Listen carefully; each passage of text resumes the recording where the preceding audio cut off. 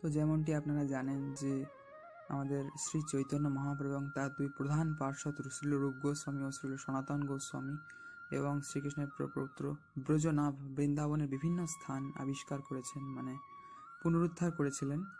তো তার মধ্যে ব্রজনাভ মহারাজ দ্বারা স্থাপিত ব্রজের 4 দেবের মন্দির হলো মথুরায় কেশব দেব, বৃন্দাবনে গোবিন্দ দেব, মহাবনে বলদেব এবং গোবর্ধনে হরিদেব।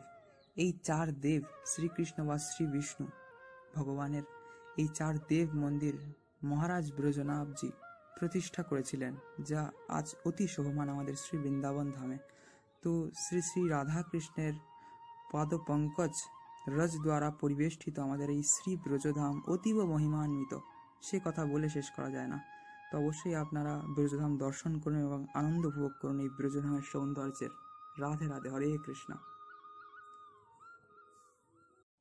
তো নিম্নগণাং যথা গঙ্গা দেবানামচ্যুতো যথা বৈষ্ণবানাং যথা শম্ভু পুরাণানাং মিদং তথা।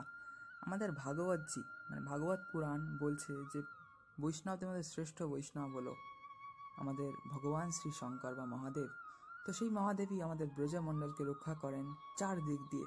তো সেই 4 দিকপাল মহাদেব বিগ্রহের বা শ্রীলিঙ্গের বা প্রতীকের, মহাদেবের প্রতীককে লিঙ্গ বলা হয়, সেই প্রতীকের যে মন্দির সেটি কোথায়?